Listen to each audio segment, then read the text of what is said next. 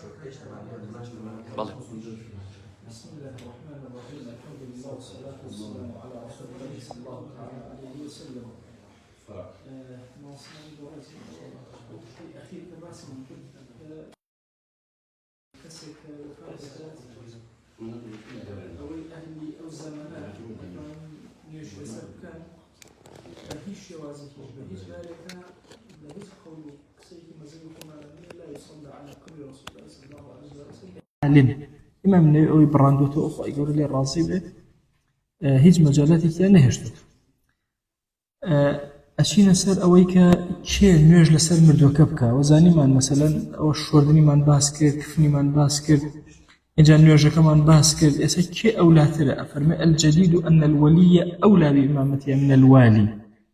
ولي مردوكا خوي بوخوي خزمان زيكاني أوان أولى ترى نيج لسر كنسر والي مثلا قوري ولاتك يعني أو إماميك دانرا أوان أولاترن يكم جار باوك بيشخري فيقدم الأب ثم الجد وإن على إن جا بابير باوكي بابير أو بابرو بسروا إن جا دواتري بو وشكان ابن أوا إن جا تشبو طرفكان برا لا أظهري مزابي خومان براي دايكو باوكي لبيشتر لبراي باوكي إن جا كوري براي باوكو دايكي كوري براي باوكي إن جا عصبة بترتيب إيرت ميرات شونا بوشوازة أروى إن جا دواي أجر أمانة بو ذو الأرحام كان أولاترن باشترن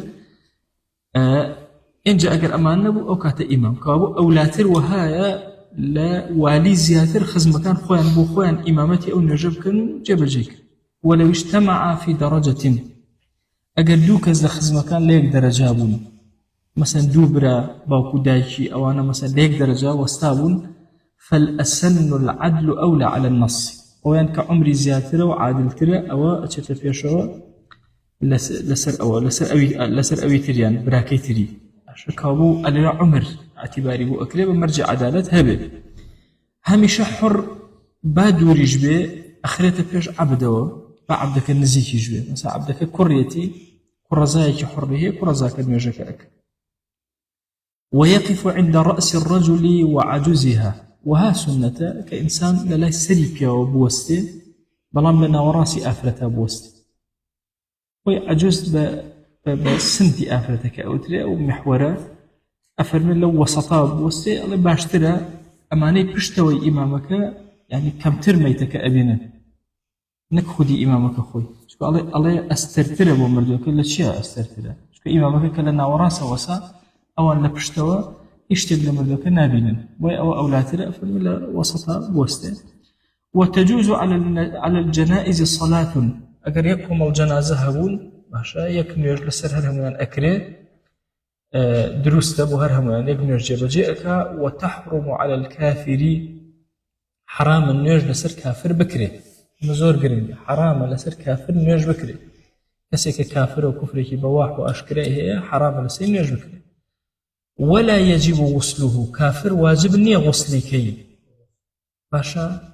واجبني لسا مسلمان كافر مردوب سن غسلي كي بلام جائزة بلا جائزة وجوب تكفين الذمي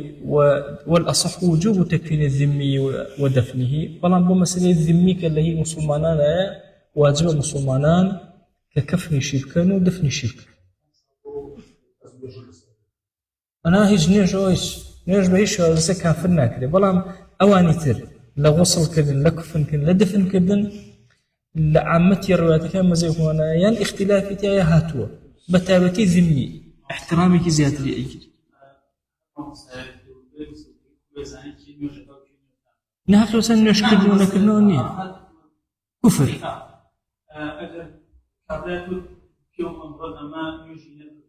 ما نجي نكردونا نجي لسركي كافر تم الله شيء ولا نا تأكيد زالي بالرؤية بنجي كافر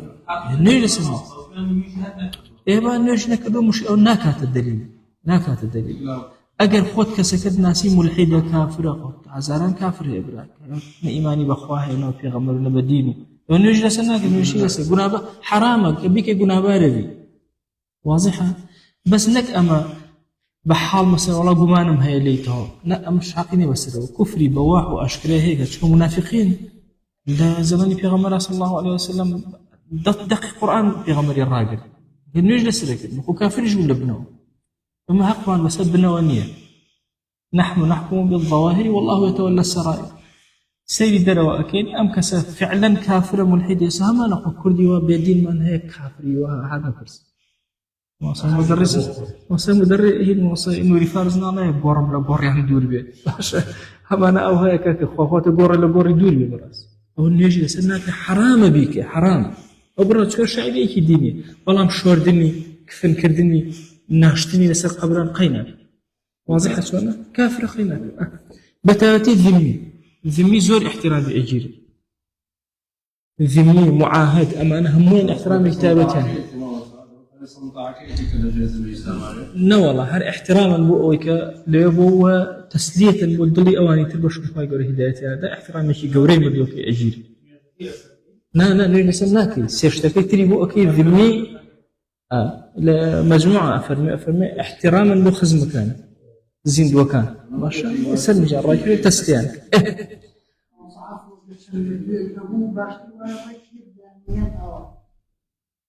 نا هر أو داني بدويك أسباسيك بقول باسيك لا لو تلا شرح كان باسيك طبعا تو أرزك جواب سيرك أما مثلا دائما أفرد كان خيته دوره بيا ومنال أو بوشيوز لا أو دايناني بلام دائما أفرد أشياء دواتره ولا مغنية أفرد من الله كأخيته بيشو من الله كأخيته بيشو أبدا كأخيته دواي إنك وكونيش شون بعكسه بس أمجاره بيا وداني من الله داني جن داني بو الترتيب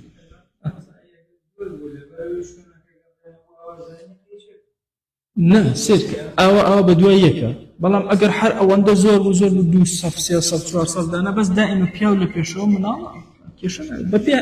أو أنا ببيع ودرست ببيع ضرورتي وأنا لو تشوين الجنة هر عين وكوي خمري نش كفنو دفنو هاوش تيجي وأنا احترامي قريت أنا بابتك ديني وبابتك احترامي لم بابتها بلام نقول ساني مسلمان طبعا نرجع قبل ساني غير مسلمان نرجع شوين إخوان جواز أفرمي طبعا أو تحرم على الكافر مثلا يرجك ذمي وحربي وهم يقريته أما نيتريان هم اختلافي تيا أصل وهاي الذمي كان هو أما هو كان حربي بويناكي حربي كفنو دفنويني وناكي ولا حرب وناو في خرج شالك ولا كوليكر عشان أفرمي لما زي أنا أفرمي دفني حتى كافري حربي واجب للسرمة احترام بو إنسانية أخيتا بس أمانية دفني إيني كي كفني كيتو وصلك أو أنا إما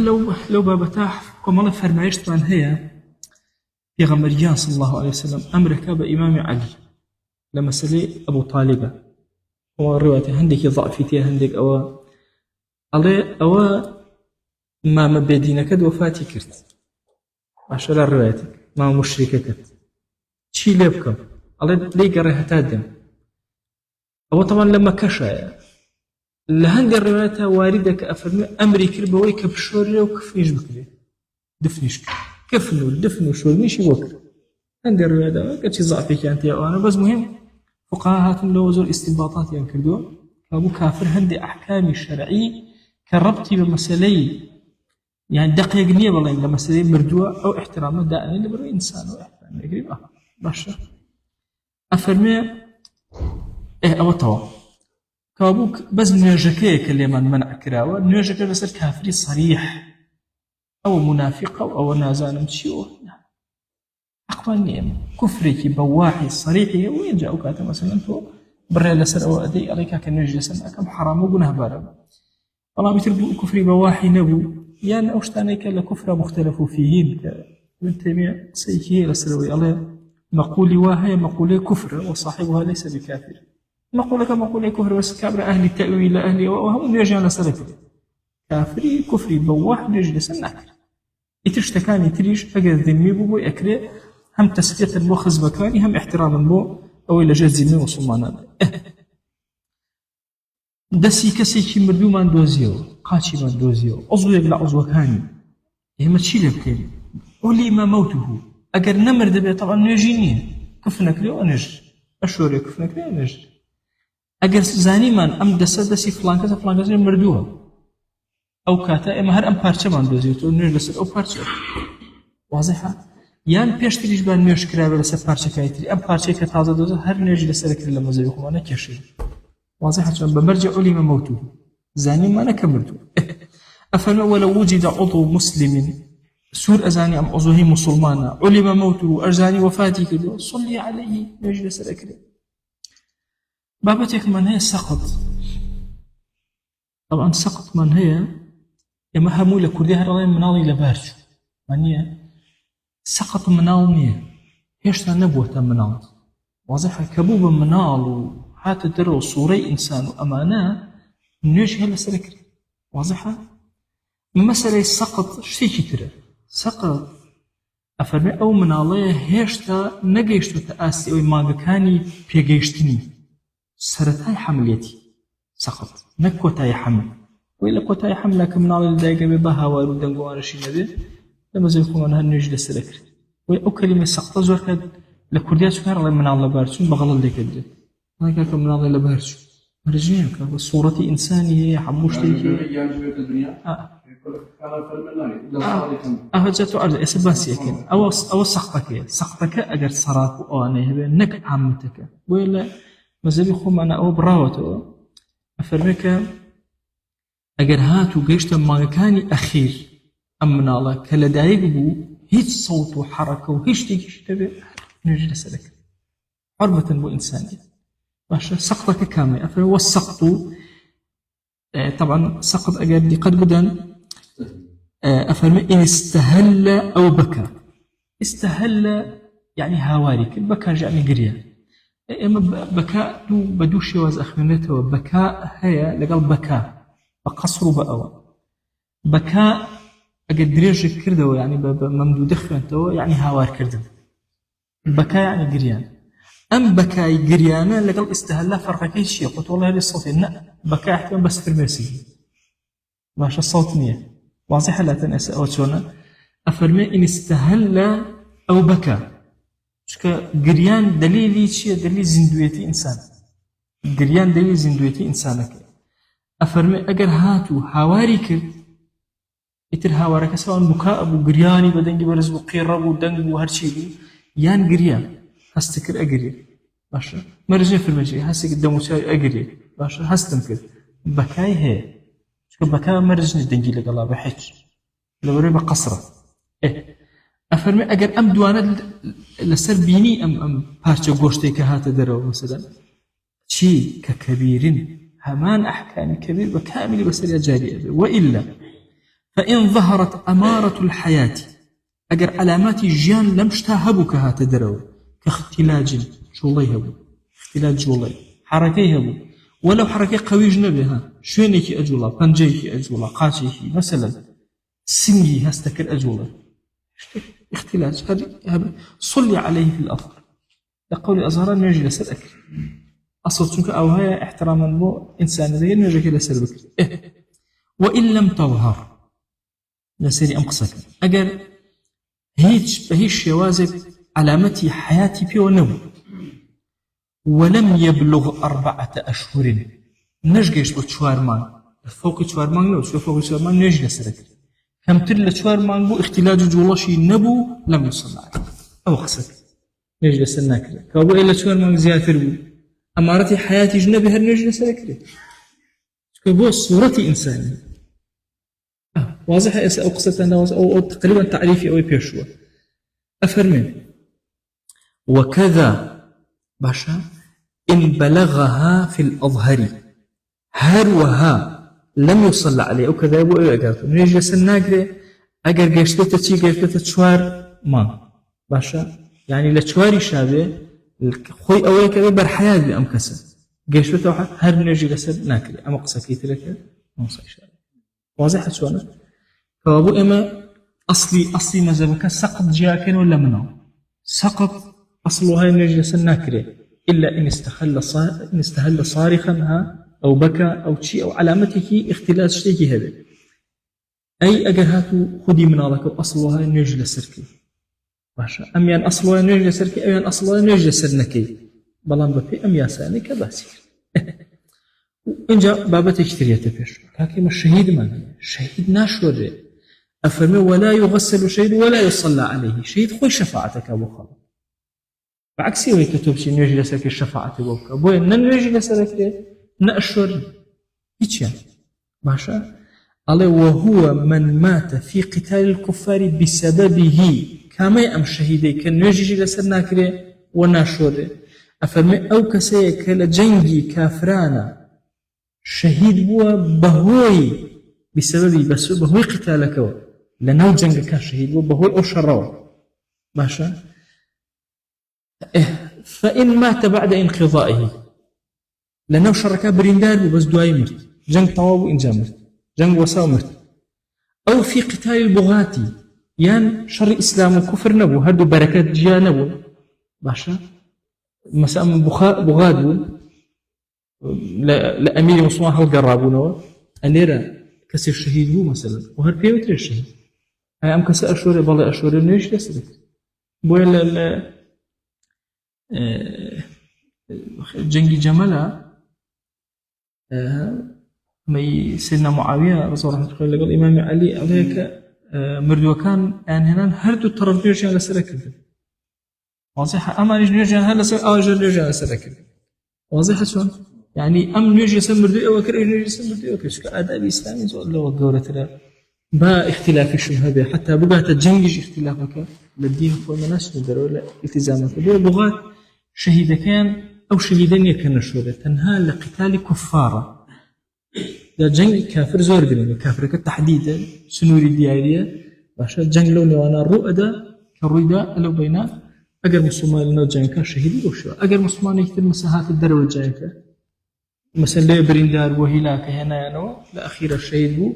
أو هر نجلس ركبه وأشهر تنهى لنا وجنگك أو حالته هي فغير شهيد لبغاة أو أنا أو في قتال بغاة فغير شهيد في الأضار أو شهيد شرعيا نية مباسي أكيد وكذا في القتال لا بسبب لجان كامل بلان بسبب جان كون نمرد والله خير سميك اللي عشتي مرد وانمونا مثلا بهوي الشر تقريبا يشتوى نقول تمام تشتي لأنا غازي كبير تقريبا بنمونا مثلا بسبب قتال كفار ونوى هر رجل سلك أشهر ديار سوانا إمام النبي أفرمي همو شهداء للدين ولا مذهب إما أفرمي إجماع لبين علماء كان سيجور شهيد من شهيدك من هي للدنيا باشا شهيدك من هي لآخرة شهيدك من هي للدنيا وآخرة شهيد من هي للدنيا في الله الشهيد بلا لبنه منافق ومنازل باشا الدنيا هم أحكام شيء بس خواه يزال شهيدي أم قتال كفارة للدنيا وآخرة واضحة هر شهيدة من هي لآخرتها في الشهيدية والمقتول شهيد والحريق شهيدها أو شهيدي آخرة واضحة سوانا يعني كوابا الشهيد من هي للدنيا أحكام شهادتين لآخرة نية ومنافق شهيد من هي شهيدي حقيقي إيمان دار الدنيا وآخرة الشهيدة شهيد من بس لآخرة للدنيا ناتوان إطلاق كلمة شيء بوي على أهف غير الشهيدين كلا فقها ناتوان في أو شهيدي لفظية في موتوا شهيدي اصطلاحي ناتوان في بوي أكري إنسان كسب سوتاو على الشهيد هو أو شهيدي لفظية شهيدي لغوية شهيدي حقيقي شهيدي حقيقي أو هيك أم تعريفك وهو من مات في قتال الكفار بسببه إنجا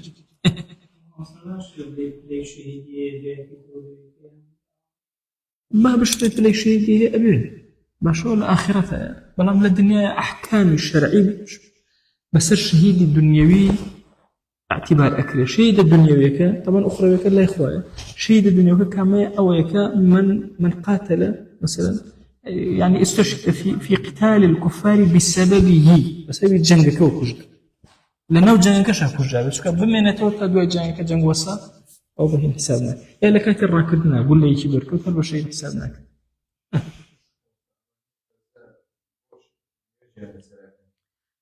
بابتي أمي غزة خوي أميك لجنگ كانية يعني جنگناك أكوج مثلا أمنا الله أنا أمانة بس بسبب بس مقاتلني بس أجر مقاتل أقلبيا الشهيد بينه يجلس ذكر واصح شو نا کێشەمان نییە ئەزای چۆنە ژن مناڵ ئەمانەی کە جیهادیان لەسەر واجب نییە کە بە سەبەبی جایەکەوە ئەمانە بە سەبەبەوە بەڵام لەناو معرەکەکان نین قەی ناکە ئەو ئافرەتە ئەگەر لە جەنگا بێ لە تەداویە بێ شەهید بێ شتێک لە جەنگا بێ شتێک واضحە چۆنە لەناو جەنگا شەهید بوو ئەو کاتەیان بڕیار ئەدەین لەسەروی بۆ شێوازە ئەگەر نا بە غێری ئەوە نا ئێستا ئەمڕۆ بەتایبەتی ئەم تۆپ و تەیارۆی مناڵە کوژێ ژنە کوژێکا کە دنیا کاولەکە ناکاتەوەی کە نوێژی لەسەر نەکرێت چونکە ئەو شەهیدە شەرعیەنە کە لە قیتالی کافرا بوو بێت چونکە ئەمانە لە ڕاستە لە ناو جەنگەکان بەس ئەمانە جەنگاوەر نین جەنگاوەری موسڵمان نوێژی لەسەر ناکرێت ئەو خاڵتان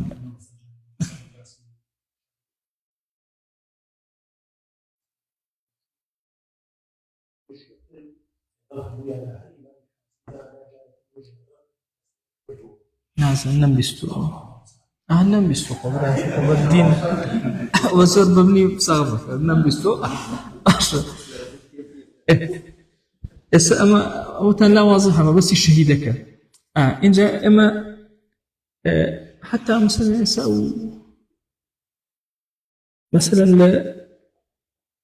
أما لها والله كان ببرين داري إيه إنه دعاء شهيدة سعدي كل معرف ماشي هنا يعني نجلس سكرة دعاء الشهيد هو برنداري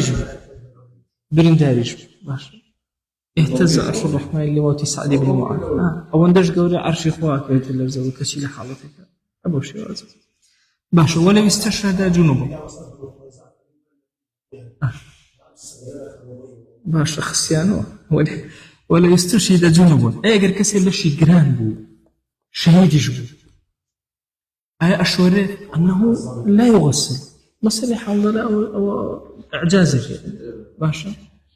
أجرنا ناشوري واضحة أما إخواني يسمى ملائكة وخواجة زهمات إيش وأنه باشا تزال نجاسته غير الدم بلان أمشي إذا بسايتري بيو باشا غير إخوان هم لا أبدا بس كان كيف إيه الله ذاته أو فضل بركته يكفن أي لا شيء كفن كان في ثيابه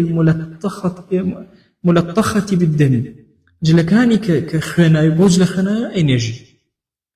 بلام فإن لم يكن ثوبه سابغا أجد لك بشينا أكر كامبو كردبو باشا تمما أو لا نابي جلكي بو التواءكي وكو مصعب وزا رحمة الله بهندي إن فوشو فلا شخص اللي قاسكاني قاسم مبارك واضحة شونا كابو بجلكاني خويا بخرانك وأين يجي أجد طاونا وزيادة أو صلاة طوابله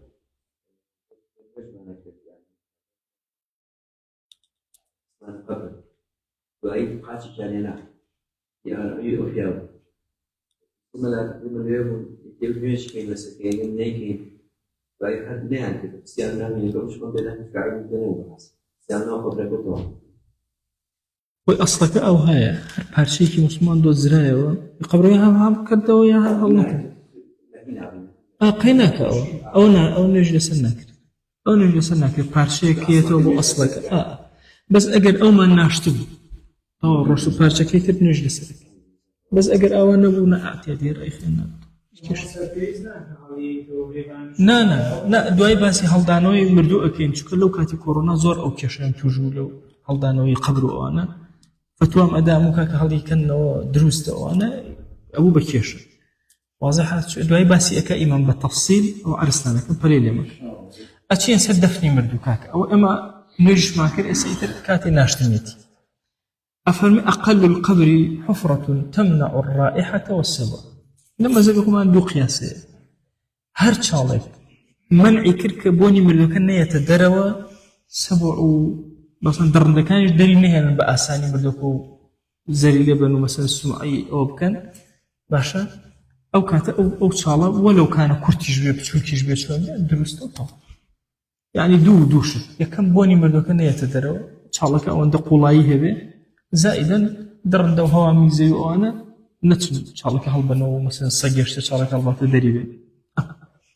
يعني أو أقل كيتي أي باش ويندب سند وهاي أن يوسع ويعمق قامة وبسطة قول كري وبانيش بكري قامة وبسطة. طبعا لما زبي خومنا أم قامتنا قامتي إنسانية أو قامتي إنسان أو بس شكلك الله ملاحظة أندازكيش شنك بتشوار زراع نيو مزبي خومنا تحديدي كده يعني 2 متر زياتره باشا بوي أفرمون أمن قامتي إنسانك لقال سأمن أو قلايا كيتي وسط مروفي وسط بوي كالين شوار زراع نيو تقريبا 2 متر و30 سنتيم باشا 2 متر و30 سنتيم بدان راو بوشي وقوليكي أو كراوة سنتك بابلي لو قلت تربي أبي كم تربي أبي مرجع إلا هر أول شو بتمهر تشالك تو بس أو أساسك إنجا وبسطة باشا لروي باناي شوا باشا اعتيادي إنسانك وسط بأسانيد من أبيته بروا بقر باشا مجالي أوي هبه بصورته اعتيادي إنجا درست واضح كابو أنا بأساني إنجا مسألة طبعا أما قول يكي وأما بان يكي شتر من ماو أما درجي كتريش من ماو أبيش هرب أندازي شنك قامتي إنسانك 2 متر أوانك 2 متر بشتكان كم أبيته يا أجمل بك زين من الله بشوف قينك مجالي بو أكريت وطرفش من هي أما طرفي درجي بأساني مردوك بشتنا أو إنجا إما دوجو مردن من قبر من هي لحد من هي باشا لحد أويا كوت من أمام شوازة لبنو أو قبرك اللي أدي لبنو أو هلي أقولي مردوكا كندرة مردوكا أو أخيتنا بشتكي خشتي يداني بشتكي خشتي يداني واضحة أو سونا أو بيوتي لحد أما يخش من هي قوري شكا رق أو أتشيت أخوارو بردكان أخيت السر لا يتشبي إنك سروي مردوكا واضحة مردوكا كيوتا أو كاتل بينك دائما جاء فرمش كاميان باشتري با نا اندازه سوراني انسانك باسانيته واضحه بانيكي نا بانيكي نا او سباسي او انا اكهم شرعيه بس امن لا او انديك باساني ام خلق ام مردو بقربي خاتنا باساني اتايوا بان بكري شنيكا شتو حسابك ام مردو كيت كسق الله سر وايغري يعني كم دوكز دخوار وقول يعني بانايك ايوت باي اويك على صورتها باساني تسكت رسكو أوان النبي دوای پڕەکرێت کێشەیەکی نییە بەڵام ئەوە بە گەورەی لێ اینجا ئەفەرمێ لەحد باشترە لە شەق ئەو شێوازەی کەوتم گۆڕیچەکە باشترە باشە ئین صەلوبەت الأرض ئەگەر زەویەکە ڕەق بوو تند بوو نەئەتەپی دا نەئەتەپی وەکو ئەم زەویانەی خۆمان لەسەر لای وڵاتی ئێمە لەحد زۆر باشترە تاویت وەس زەویەکی بتەوی بە حەکەمی هیچ مشکلەی نییە لەحد باشترە ئەولاتر شون مردوكا أخيت الناو قبركوا طبعا مردوكا لا يقاتشي قبركوا سري مردوكا أخيت لا يقاتشي قبركا سري ودود أو نزمك أين تخوارو للاو تيناكي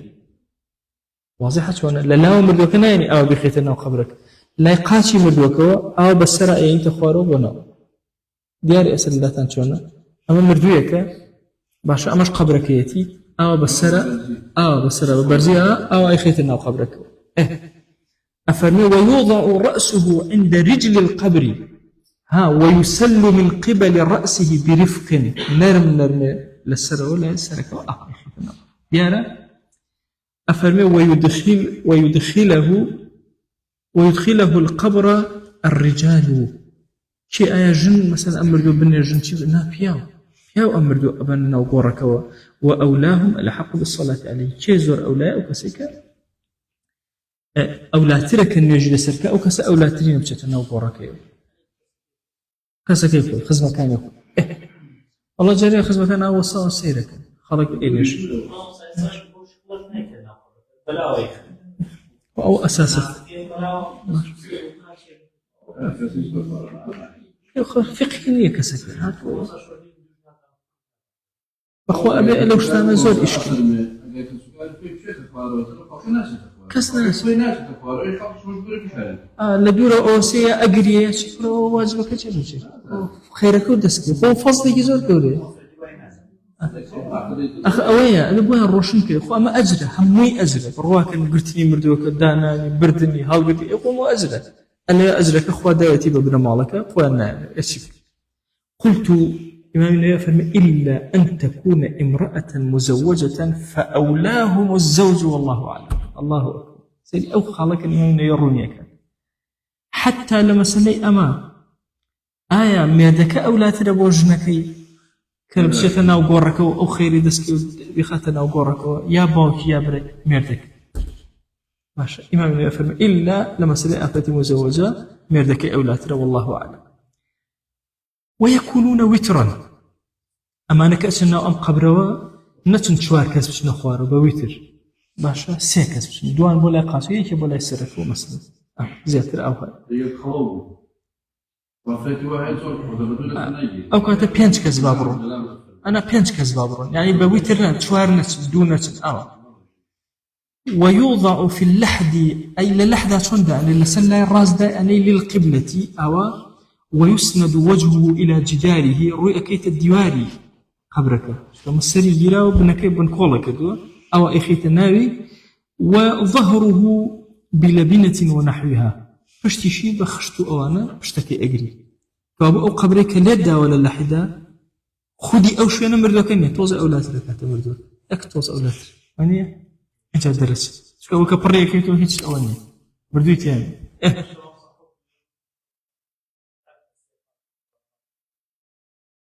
والله تأخذ الشيء أخو ديني نيو. أول شيء طواني. كره نرجعنا على بينجك الناس. ده مشتكى. خوي لمذهبي. لا خوي درست وكو درست مش بالك ماني مهم مرتب بشارته وحتى يسأل هندي ولاتك أويا. هربوا بوشة زي يسأل لحد يج لحد ستصورك. لغلاتي إما لحد شونه يعني إما أتهادي إن كانوا يخسر أمشركين بخبر ونفرق أوش نايا كزور ازدحامة إن فرق أنرجي بشتي أقرنا بشالله برنك راوتو أوان برد بشتي خشتا دانا يتري جبن باشا كهم مردو أنا يك جانا يعني بو شو فرياناكي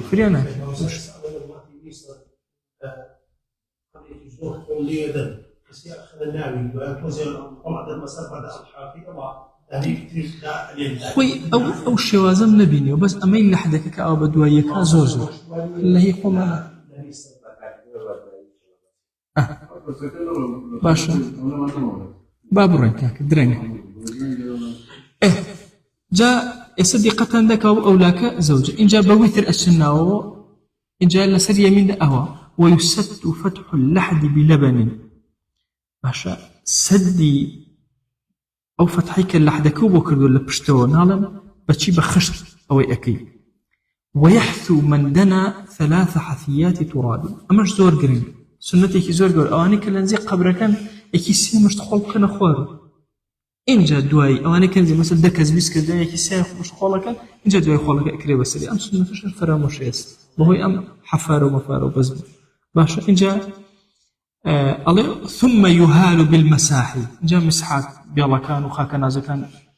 هنا كدس في كانوا كان خوارو يكم جار أمس مشت السنة إن جاء ويرفع القبر شبرا فقط قبر تنها بستبر زكريتوا والصحيح أن تسطيحه أولى من تسنيمه دو طريق قبري إسلامي تنفيض لما بدرجين يجو أوابه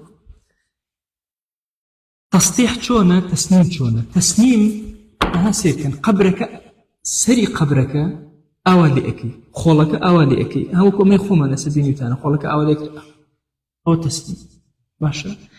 تسطيحك شونه مربعي تجسر باشا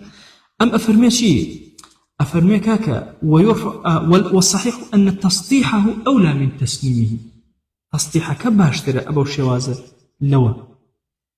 هرچنا هندق لما زبي خمان وكان أم بابة أوانية كان تسنيم باشترى لبرشي وكان لبر أوي هندق لفرقة كان مثلا تفرق الشيعية كان لو زمنا هاتون أو أنا همو تسطيح يعني بوي ألين وها باشتر تسليم بكين إما بوي مخالفة أوان كين دو إمام الشربين وأنا الرديانة دن والله نجاق وقروا أبي وازده هم السنة بين لبر أوان قبل بيغمر جان صلى الله عليه وسلم بوش وازكرا والتصديق دوها والله قشير والتصديق لبروس أولى وهاي بالتصديق شون للحدك أولى وهاي ليش واضحة شون أسي بس كي لك شجع فلما أما تائرة تصديحك أبو شوازة طبعا أجر ببيرتان به جاران للادي كان بقر هين دروس كرا بقر خش دروس كرا باشترين شتيك لنا وقبرك بكاري بيني لسر مردوك لسر إنك هم أو خشتي لم بدو بلوك ولا حول باشتري حتى أبو السرو التصديحك أكي أبو بيكي باشتري واضحة شو أو باشترين وأفضل ترين يعني يتر لنا وهشتكي أجر تأسيلك قلت يا نبي أولى وهاي جاء فرميشي ولا يدفن اثنان في قبر إلا لضرورة دون خبرك إلا بو ضرورة أجر بوشتوا يقدم أفضلهما كان زور أفضل ترى قرآن زوت اللبرة إمامتي أو ترى أسن ترى مثلا أو ولا يجلس على القبر نابلس قبر دانش ولا يطأ قازنا قيتس قبر ويقرب زائره هاك قربه منه حيا زائرك كسرداني أم قبرك أتشب ولاي لحال حياته كان اللي نزيوته اللي يشر أوانت جاري كسيكي بهيبته عالمي قوريه ناكري زور اللي نزيوته بازور اللي نزيق نبته باوكيتي زور احترامك دائما لدوري باوكي دانشتوا نسب ستو فناي السري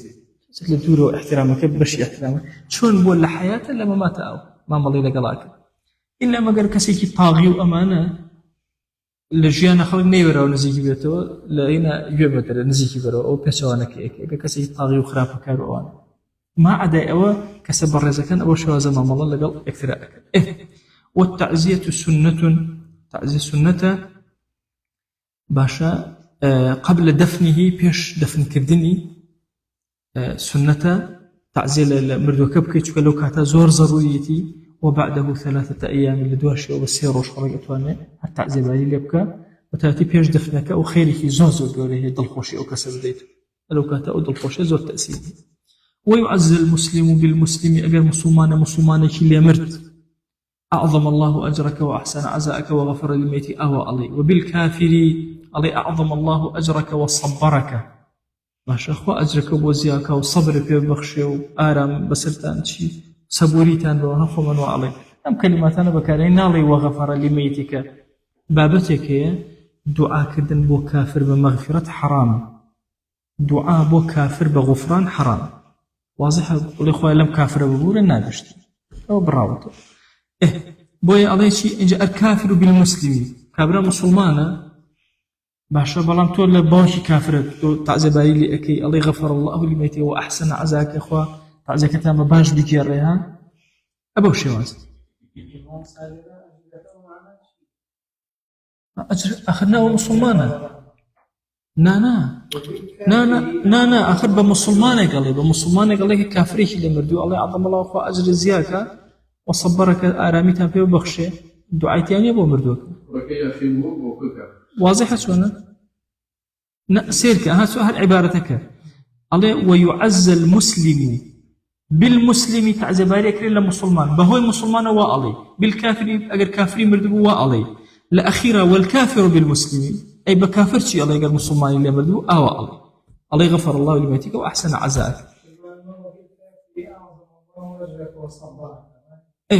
أو مسلمان كافري اللي مردوه مسلمان كافري اللي مردوه توقس لك مسلمانك أكي كزندوه الله أعظم الله أجرك وصبرك ديار أول شونا نالي غفر لميتك أو نابي بلي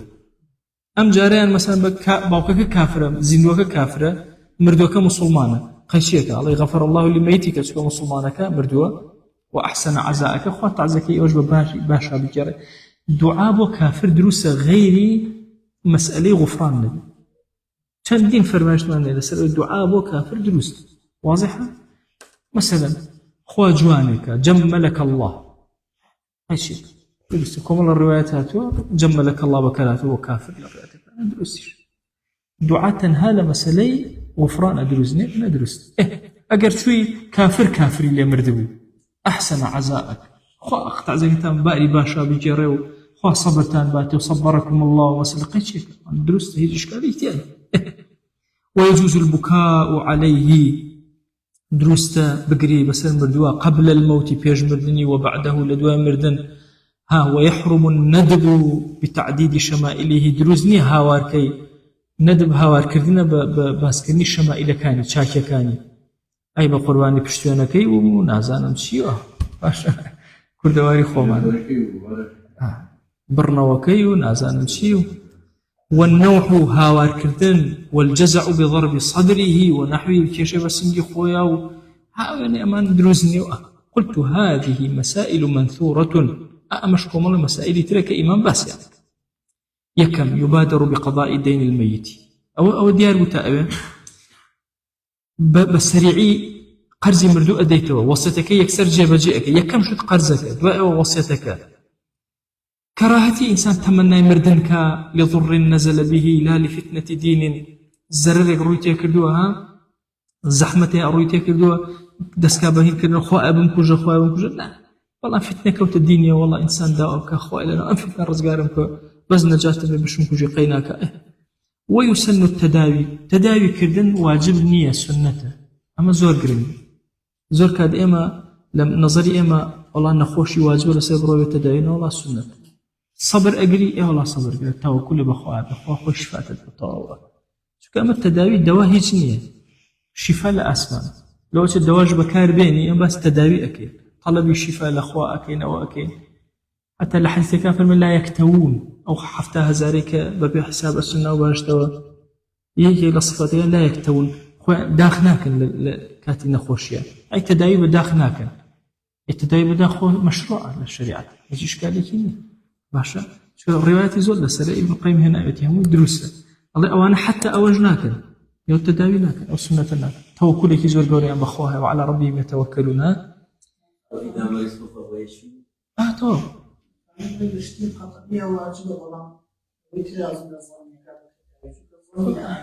أخوة التداوي هم ظنيات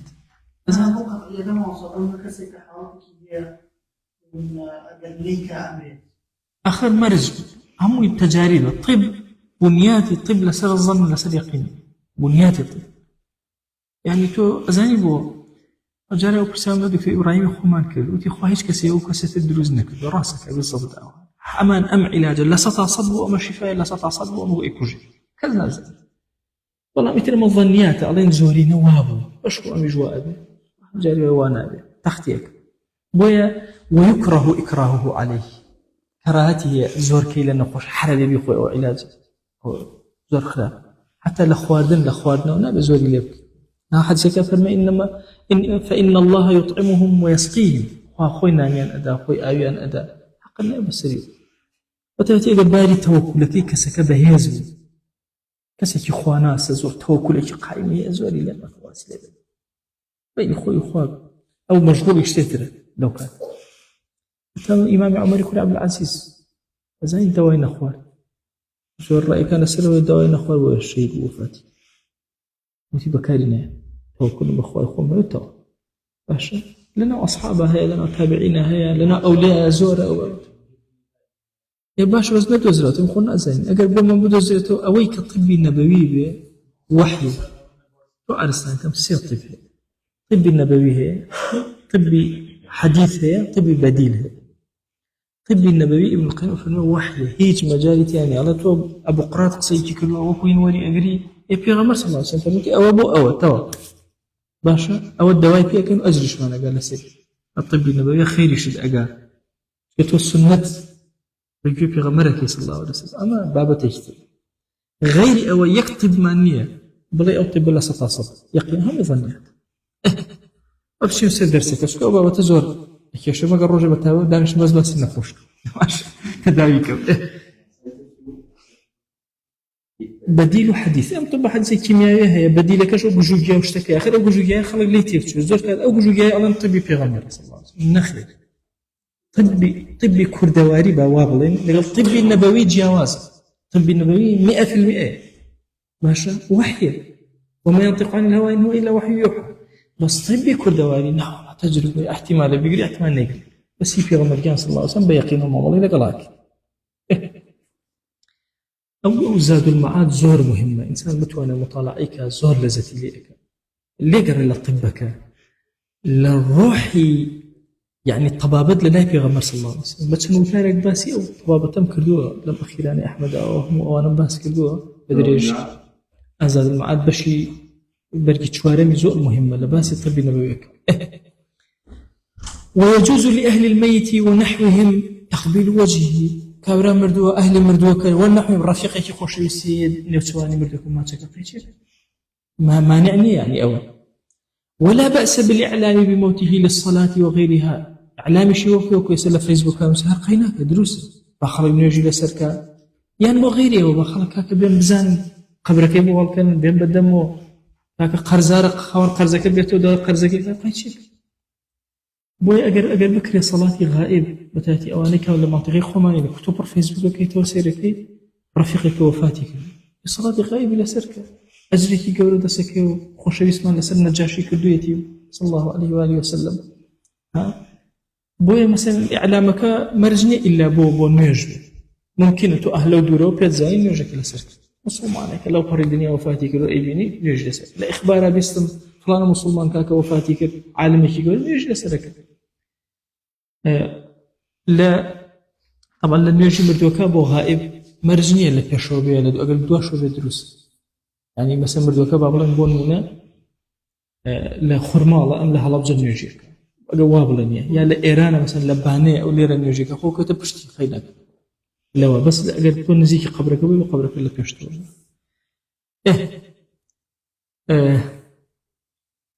إعلامك شهر دروس بخلاف نعي الجاهلية نعي جاهلي دروس يا أخي نعي جاهلي هذا جاب إعلامك غلطة نعي جاهلي كتشونه كابرا بعكس وسواري واشترك أبو هاوارك ويل بو عرب قرب سري بو عرب تاو عرب فوتا فلان كزمر أو نعي جاهلي أكن أميترين إعلام خلقك كاك فلان كزمر دو دعاء خيري وكان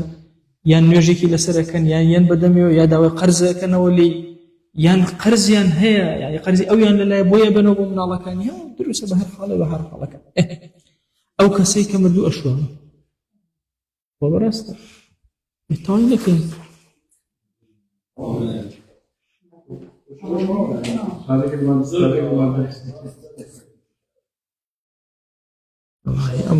أمره ومدانا وفي النجاة ايش نكر لا طانا يباش وصلى الله على سيدنا محمد وعلى آله وصحبه وسلم تسليما كثيرا إلى أمر الله قلت وكوما قد بينه بيايا وقلت هذه مسائل منثورة والدولة بيايا بس رجعي إن شاء الله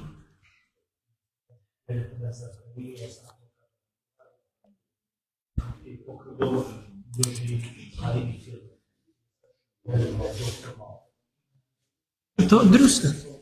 بس خوي يك إشكال هي لمسألة وزم دويش باسي أكا مردويك أجر نمان دوزيو نمان تواني بيشوين وكفنيكين أيا نيجي لسر أكين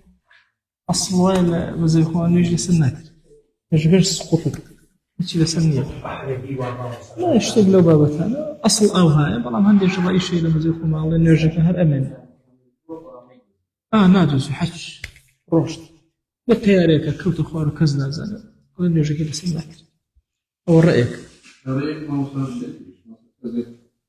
كان مش منوش بس إذا كجي كوت خوار أزاني صلصلي بغضت ما يقدر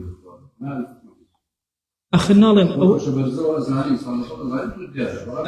أويك آخر أو ألين أويك نتواني بيشويتو كفني كين نيجي كشي لا أشياء أو نيجي ناكل أصل أو هاي بلام رأي شيء بس أويك نيجي كارتون بأكلي بلام الصحة أويك إنك ناكل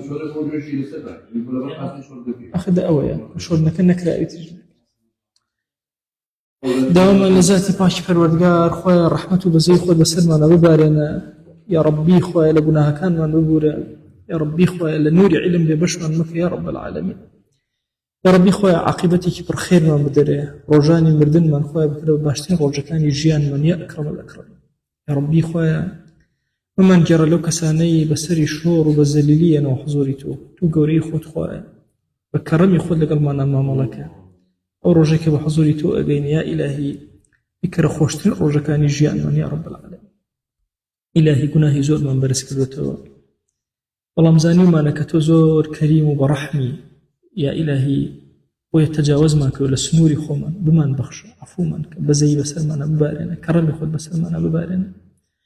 لێ خۆشبوونی خۆت بەسەرمانە ببارێنە، گوناهی بە ئاشکرا کردومان عەفومان کە، بە پەنهان کردومان عەفومان کە، نەمانزانی کردمان عەفومان کە، زانیمان و زیادەڕەویمان کرد عەفومان کە. خوایە ماڵەکانی خۆتمان پێ ئەوەدان کەرەوە یا رب العالمین، مان کەرە زانا و دانا کە بتوانین خزمەتی دینەکەی تۆکەین، خزمەتی ماڵەکانی تۆکەین. خوایە ئەوەدانی بخەرە ناو ماڵەکانتەوە یا رب العالمین، مادی و معنەوی ماڵەکانت پڕکە لە جوانی و جەماڵ و ئەوەدانی یا ئەکرەم الأکرەم. یا ربی خوایە داوات لێ ئەکەین فێری علممان کە، ئیخلاسمان پێ عەتاکە، بیکە عەمەل لە ژیانمانە بمان کەرە داعی و بانخواز بۆ خزمەتی دینەکەت یا رب العالمین. یا ربی خوایە لە فتنە و فەسادی ئەم زەمانە بمان پارێزە، تو گەورەی خۆت خوایە فتنە مەخەرە ناو دینمانەوە یا ئەکرەم الأکرەم. یا ربی خوایە لە گوناهی دایک و باوکمان ببورە، لە گوناهی برا و خوشەکانمان ببورە، لە گوناهی خزم و کەسوکارمان ببورە، لە گوناهی خێزان و هاوسەر و مناڵ و وەچەمان تا ڕۆژی قیامەت ببورە، لە گوناهی مردوو مسلمانان ببورە یا ئەکرەم الأکرەم. خوایە زۆر مردوو هەیە لە ئومەتی پێغەمبەر صلی الله عليه وسلم بێکەس و بێنازە و کەس نییە دوعای بۆ بکەوە، ئێمە لێرە دوعا بۆ هەر هەموویانەکەین یا ربی خوایە لە گوناهی هەموویان ببورە، دەرەجاتی هەموویان عالی کە، بەرزیان کەرەوە یا ئەکرەم الأکرەمین. یا ربی خوایە لە گوناهی ئیمانداران هەر هەموو خۆش ببە، هەر ڕەنگێکیان هەیە، هەر زمانێکیان هەیە، لە هەر شوێنێک هەن، لە هەر زەمانێک بوون، خوایە لە گوناهی هەموو ببورە یا رب العالمین. یا ربی خوایە لێت ئەپاڕێن و لێت ئەلاڵێن و بمانگێڕە لەو عەبدانەی لەناو گۆڕەکانیانە زۆر ساکین و ئارام، بمانگێڕە لەو عەبدانەی یا ئیلاهی لە ڕۆژی محاسبە لە حوزوری تۆیە زۆر ئارام و لەسەر خۆن. یا ربی خوایە بمانگێڕە لەو عەبدانەی کە شەفاعەت بۆ دۆستەکانیان ئەکەن یا رب العالمین. خوایە بمانگێڕە لەو عەبدانەی کە بەسەری بەرزەوە بە حوزوری پێغەمبەر ئەگەن صلی الله عليه وسلم. یا ربی خوایە بمانگێڕە لەو عەبدانەی کە بەسەری بەرزەوە بەهشتەکەی تۆ شاد ئەبن یا رب العالمین. یا ربی خوایە گوناهمان زۆر کردووە، بەڵام ئەزانین تۆ زۆر بەخشندەی، خوایە چۆن لێرە بۆ شاردینەوە لە قیامەتە عەفومان کە یا رب العالمین. یا ربی خوایە لێمان خۆش بە، خوایە کەڕەمی خۆت بەسەرمانە ببارێنە، إلهي داوات لي أكن برحمته بزي خذ رحمة أمتي إسلامي بك تو قوري خذ أم شر وآشر وفتنة لنا وما لا ببا يا ربي خويا لشر يهود ونصارى مجوز بمان فارزة يا رب العالمين. يا ربي خويا داوات لي أكن بكرمي خوت وبرحمتي خوت وبزي خوت شي باش بو دين الدنيا بيمان عطاك شي خلاف بو دين الدنيا لمن يدور خروة خويا أو ندحلا من مدري محتاج حرام منك يا رب العالمين. يا ربي خويا لا تأبارين لا تألا علينا أم درساني كإخوانين خويا بكرة شرائك ورناك بوجيان بكرة شرائك ورناك بونا وقوركان من تو قوري خوت خويا داوات لي أكن بكرة شفاعت كاري صاحي محشر من يا رب العالمين. إلهي تخش شاهدي أجر هيش من نبي بخزمتي دينك تو زور خوش حزما بحكم دينك تو هي پیغمبر ما صلى الله عليه وسلم زور خوش يا إلهي داوات لي أكن بو حبي ضلمان بو پیغمبر صلى الله عليه وسلم هاوار مولاي تو أهنين صلاوي أم دلمان دوانا من بقينا پیغمبر صلى الله عليه وسلم خوشويستي دلي أمي بقينا يا إلهي داوات لي أكين خوشويستي أمي بقينا صلاة وسلام خد بسريع ببارينا يا إلهي داوات لي أكين برحمتي بزي خوت وبكرمي خوت لو عبدنا من قبولك يا إلهي كالأسمان قبولت بيداو لو عبدنا من ورقرك الزوية قبولت بيداو لو عبدنا من ورقرك الآخرة قبولت بيداو خويا قبولك يزور قورا من بدري عبادتك كان من قبولك ذكرك كان من قبولك طاعتك كان من قبولك لا يخد ورمان قري يا رب العالمين يا أكرم الأكرمين خويا إما ببي إرادي خوما لما جسانا كو أبينا خويا أول لما جسانا شون كوت كردينا أول بهشت على خزمتي بيغمر صلى الله عليه وسلم كومان كرو بخزمتي أخوش يستمان بقين يا إلهي داوال لي أكين لقل خوش يستان مانا هيش كسيك من لي بجينا منا يا إلهي هاوار بولايتو أهين هما لبهشتا كوكرو تو قوري خود خوايا أقر شي كمقريبا زورة بلان بخواء پروردگارا إما الصادقان لقل دينكي توين تو قوري خود هما بيكو بخير بهشتا لبهشتا كومان كرو لبهشتا برزمان كرو لقل قوري بيوانا حشر مانك يا إلهي أم عالم قورانا وأم زانا ودانا وصحابة قوراني ناويان أهينين يا ربي خوايا بمان كره هاولي أوانا لسر بازي أوانا بمان جين لسر بازي أوانا بمان مرينا لسر بازي أوانا زندو من كرو يا رب العالمين خوايا داوات لي أكين بكرمي خوت وبرحمتي خوت هر مسلمانك ومێدی بە دوعایەکی ئێمە هەیە و پێی وایە ئێمە خەڵکی ساڵحین و هانای بۆ هێناوین بۆ هەر یەکێک لە ئێمە یا ڕەبی خوا چی ئەیانێ پێیان عەتاکە یا ڕەب العالەمین تو خۆت دەزانێ هیچمان بەدەست نییە هەمووی لە حوزوری تۆیە خوایە تو خۆت چاکانی دنیا و ئاخرەتیان پێ عەتاکە آمين آمين والحمد لله رب العالمين وصلى الله على سيدنا محمد